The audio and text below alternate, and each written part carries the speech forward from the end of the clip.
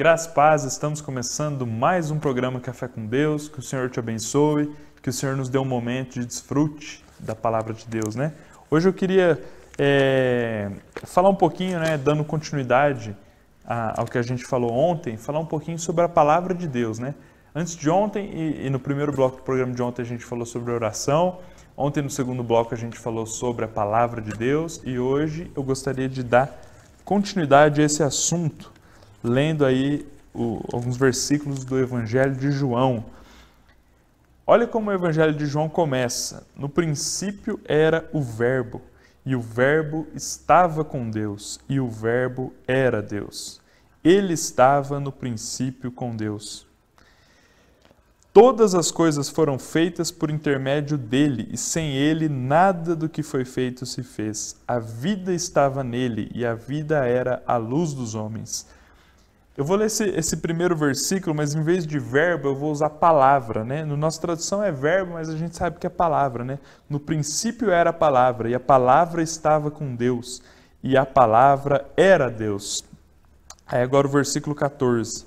E a palavra se fez carne e habitou entre nós, cheio de graça e de verdade. Vimos a sua glória, glória como do unigênito do Pai. A maneira, né, como o apóstolo João se refere à palavra aqui é ímpar na Bíblia, né? É uma maneira assim muito viva, né? João aborda a palavra de uma maneira muito viva. Fala aqui que a palavra estava com Deus e mais, a palavra era Deus. Depois fala que a palavra se fez carne, mas não é Deus que se fez carne? Não, aqui fala que a palavra se fez carne, não é Deus que habitou entre nós, aqui fala que a palavra habitou entre nós.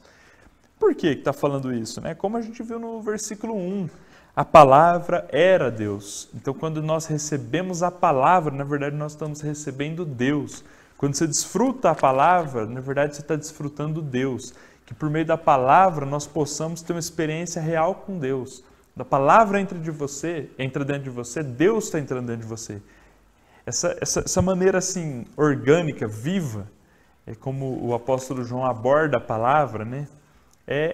Como eu disse, assim, é única na Bíblia. Por quê? Porque muitas vezes a noção que nós temos de palavra é como se fosse assim, instrução, como se fosse a manual, né? Você já viu alguém falando que a Bíblia é um manual de instruções?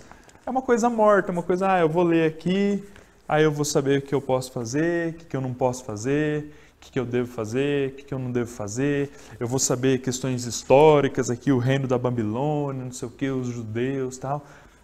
João aqui está propondo uma nova visão sobre a palavra como algo que a gente pode comer, a palavra como algo do qual a gente pode se alimentar.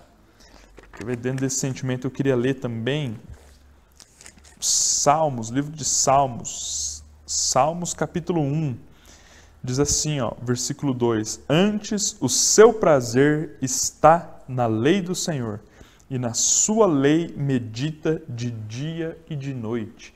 Se a palavra fosse apenas aquilo que eu estava dizendo, né, uma instrução, um manual de instruções, uma informação ali objetiva, morta no papel, como que você ia falar, o meu prazer está na lei de Deus? Se a Bíblia mostra isso para nós, né, de nós buscarmos nosso prazer na palavra, porque a palavra não é só isso. A palavra é algo vivo, que quando entra dentro de mim e de você, dá vida a nós.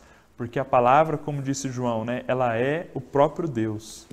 É um negócio meio maluco isso, né, mas a palavra, ela é o próprio Deus. Então, qual que tem que ser a nossa atitude para com a palavra? Se você está assistindo o programa, eu parto do princípio de que você gosta de ouvir a palavra, talvez você goste até de ler a palavra. Mas qual que tem que ser a nossa atitude para com a palavra?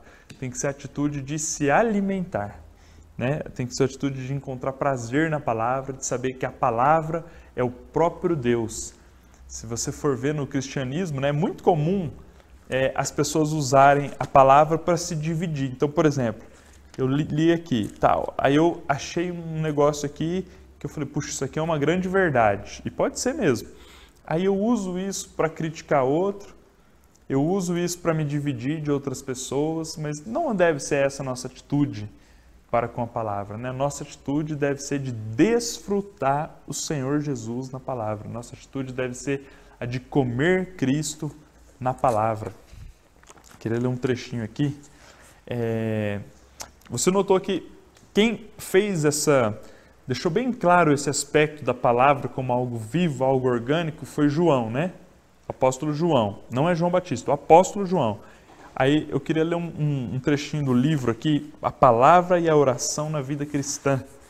Nesse trechinho a gente consegue entender mais ou menos qual que era a visão de João. Fala assim, ó: para o apóstolo João, a palavra de Deus não se limita apenas ao nosso mero conhecimento teológico. Seu objetivo principal é dar-nos vida, a vida eterna, a vida de Deus. O próprio Jesus disse: as palavras que eu vos tenho dito são espírito e são vida. Isso é no mesmo livro que a gente estava, Evangelho de João, capítulo 6, versículo 63. As palavras que eu vos tenho dito são espírito e são vida. E depois ainda afirmou: eu vim para que tenham vida e a tenham em abundância. Isso mostra qual deve ser a nossa atitude ao ler as Escrituras: ir ao Senhor, crer em suas palavras, recebê-las no Espírito e assim ganhar a vida divina. Dessa forma seremos transformados em vasos úteis ao Senhor. Então, qual tem que ser a nossa atitude para com a palavra?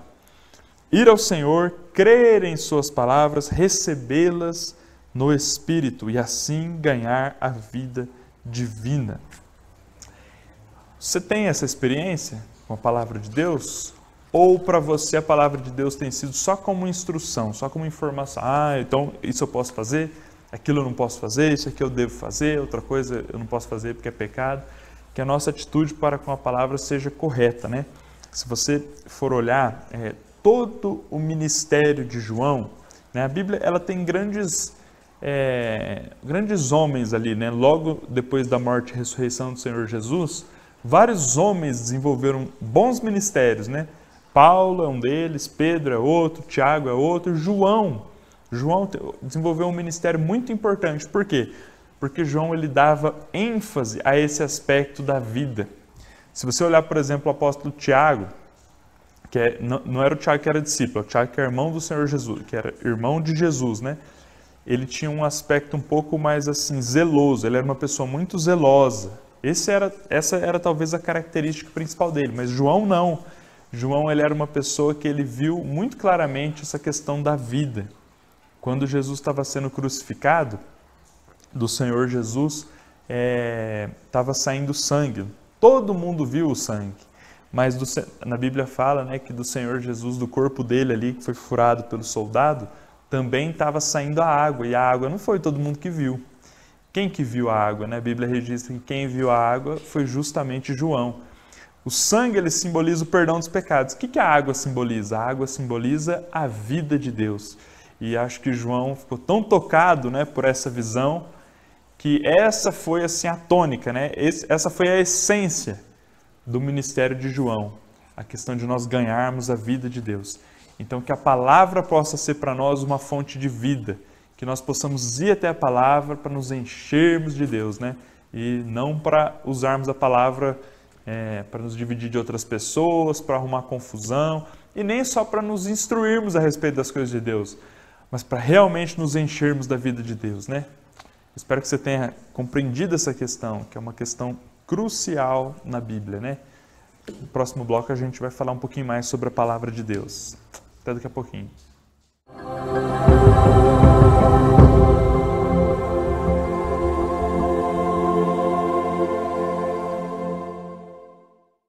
Você que está precisando comprar, vender ou alugar seu imóvel, procure a Imóvel Imóveis. Aqui você encontra uma equipe treinada e com experiência no ramo imobiliário que irá cuidar dos seus negócios com muito carinho e honestidade. Venha tomar um cafezinho conosco. Será uma grande satisfação. Nosso escritório fica no coração da cidade, Rua São Paulo, bem ao lado da Caixa Econômica Federal.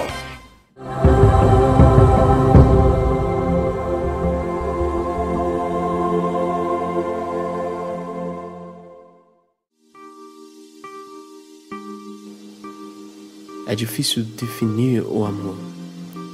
Eu sei o que é, eu sinto o amor, mas eu não consigo explicá-lo.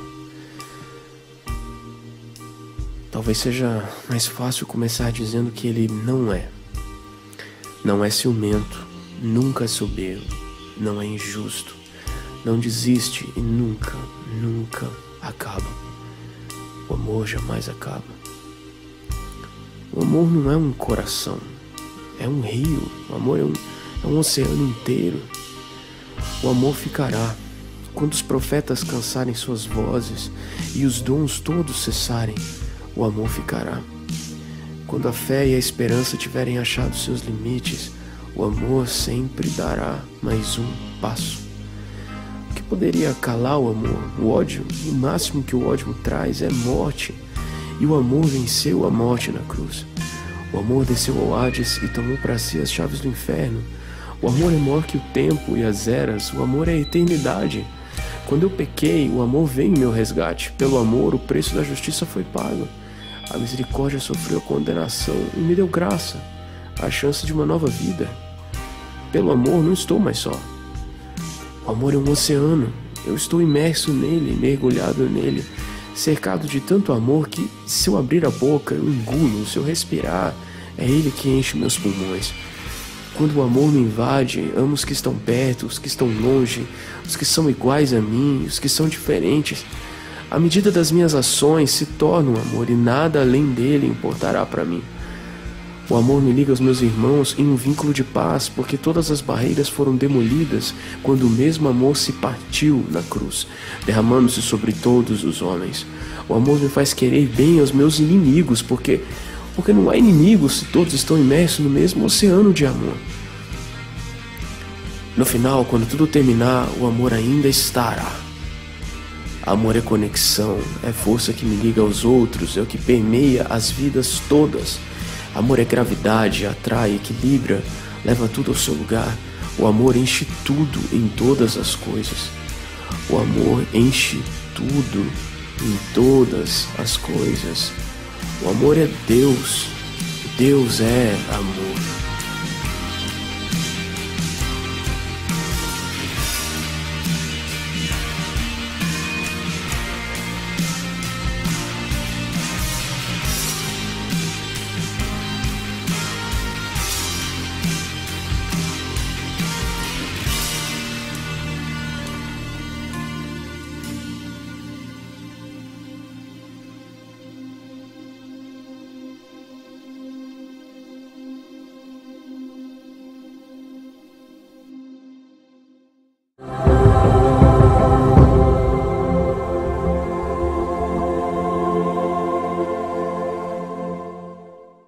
Estamos começando o segundo bloco do programa Café com Deus. A gente estava falando no bloco anterior sobre a palavra, né?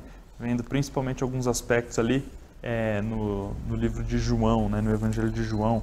Eu gostaria também de trazer umas outras passagens da Bíblia sobre a palavra. Em Provérbios, capítulo 18, versículo 21, diz assim, ó: a morte e a vida estão no poder da língua, ou no poder da palavra, né, em outras traduções. A morte e a vida estão no poder da palavra. O que bem a utiliza, come do seu fruto. Então a gente está tratando até de outro aspecto aqui, não só a palavra como palavra de Deus, mas a palavra. Tudo aquilo que a gente fala tem muito poder, né? O que a gente pensa tem muito poder, mas principalmente o que a gente fala tem muito poder. O que você fala, o que você vive verbalizando aí, pode te matar. Pode destruir o ambiente que você está e, por outro lado, pode trazer vida, né? O que você fala dentro da sua família pode trazer morte ou pode trazer vida. Tudo que você fala, o que você fala para você mesmo, né? A postura que você assume perante as situações. O Brasil não está numa situação difícil, de crise, então que a gente possa assumir uma postura assim positiva, né? E procurar sempre falar com fé, não ficar praguejando contra as situações, mas depositar nossa confiança no Senhor, né? Uma outra questão aqui, ó, em 1 Tessalonicenses, capítulo 2, versículo 13, diz assim: outra razão ainda temos nós para incessantemente dar graças a Deus, é que tendo vós recebido a palavra que de nós ouvistes, olha esse trecho, tendo vós recebido a palavra que de nós ouvistes, que é de Deus, acolhestes não como palavra de homens, e sim como em verdade é palavra de Deus, a qual com efeito está operando eficazmente em vós, os que credes. Na verdade, o que está acontecendo aqui? Paulo está falando, para os irmãos da igreja em Tessalônica que é a palavra que vocês ouvem de mim, de nós, Paulo e os cooperadores dele. Não é uma palavra que, de certa forma, está vindo de homens. Está chegando nos ouvidos da população ali da igreja, na cidade de Tessalônica, por meio de homens. Mas a igreja em Tessalônica estava acolhendo a palavra como palavra de Deus. E aí Paulo fala, está certo, porque em verdade é uma palavra de Deus. E Paulo estava servindo ali como um instrumento de transmissão da palavra de Deus. Então, muitas vezes a gente precisa, claro, primeiramente com a Bíblia, depositar nossa fé na Bíblia. Lembra que a Bíblia é a palavra de Deus, Às vezes as pessoas falam algumas críticas, que a Bíblia é escrita por homens, mas é inspirada por Deus. E não só a Bíblia, quando você se junta para louvar o Senhor, se junta para desfrutar com outros irmãos, a palavra que o Senhor fala por meio dos irmãos, nós precisamos crer que é a palavra de Deus. E estando conforme a Bíblia, a gente precisa depositar a nossa fé naquilo ali, o que Paulo fala aqui no finalzinho. A palavra de Deus, então eles acolhiam como palavra de Deus, a qual, com efeito, está operando eficazmente em vós. Em vós quem? Os que credes. Na verdade, se você lê, principalmente o capítulo 1, dessa primeira epístola de Paulo aos Tessalonicenses, você vai ver que a vida daqueles irmãos ali mudou muito, e mudou muito rapidamente. Eles começaram a ter um viver agradável ao Senhor muito rapidamente. Por quê? Porque a palavra começou a operar eficazmente neles. Por quê? Porque eles depositavam a fé na palavra. Então, que a gente possa seguir esse exemplo, e depositar também a nossa fé na palavra de Deus, graças ao Senhor. E um outro aspecto, que eu julgo muito importante sobre a palavra é a questão da palavra logos e da palavra rema. Palavra logos e palavra rema. Claro que a Bíblia não traz essas palavras porque são duas palavras em grego, mas quando a Bíblia usa palavra, quando a Bíblia usa a palavra, na verdade, no grego, em alguns momentos, foi escrito no original logos, em outros momentos foi escrito no original rema. O que isso significa? A palavra logos é a palavra no sentido daquilo aquilo que é o objetivo. E a palavra rema é aquilo que é aplicado. É como se fosse assim, a água na caixa d'água, ela é como se fosse a palavra logos. Porque ela está lá, é algo que eu não estou usando aquela água. Mas a hora que eu abro a torneira e ponho a água num copo, aí aquilo lá é a palavra rema, é a palavra que está sendo utilizada por mim. É a palavra em ação, vamos dizer assim.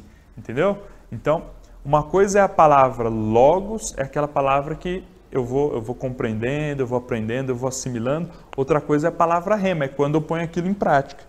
Então, por exemplo, aqui em 1 João 2,15, diz assim: não ameis o mundo, nem as coisas que há no mundo.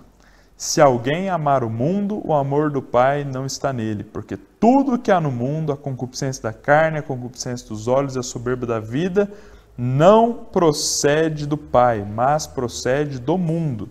O mundo passa, bem como a sua concupiscência. Aquele, porém, que faz a vontade de Deus, permanece eternamente. Então vamos supor que você levante de manhã, aí você vai passar um momento com o Senhor, você resolve ler justamente esse trecho.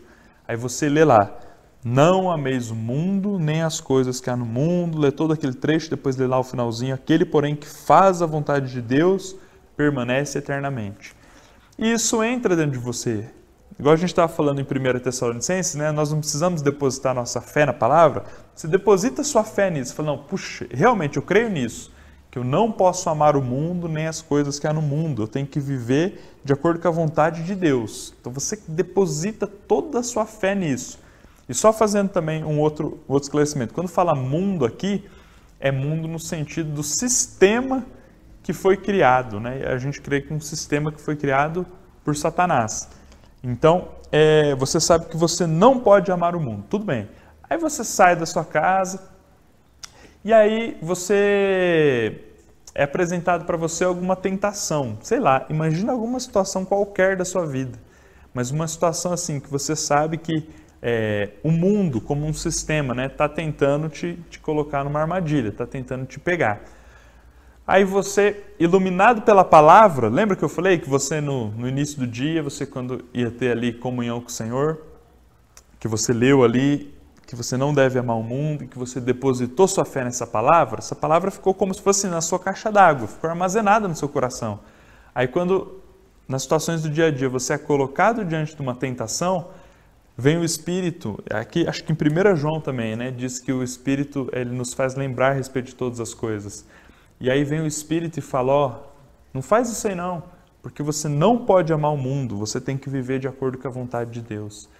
Aí nesse momento, aí você se submete à vontade do Senhor, se submete a essa voz no seu coração, nesse momento você pode dizer que você está vivendo a palavra rema, porque aquela palavra que a princípio era algo objetivo, só estava armazenado no seu coração, ela se tornou algo prático na sua vida, Então que a gente possa atentar para todos esses aspectos da palavra, Recapitulando agora rapidamente no final do programa, que a gente possa desfrutar da palavra como algo vivo, sabendo que, como João disse, logo no início do Evangelho, a palavra é o próprio Deus.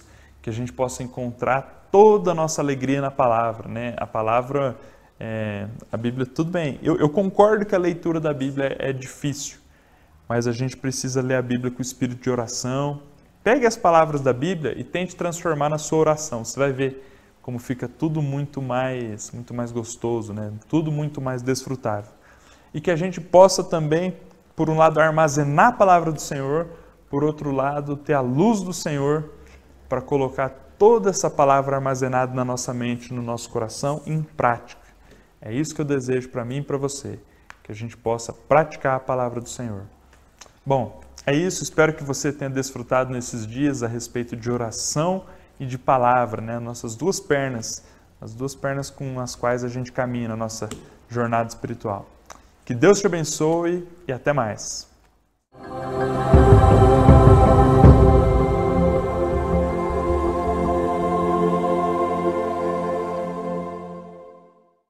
Você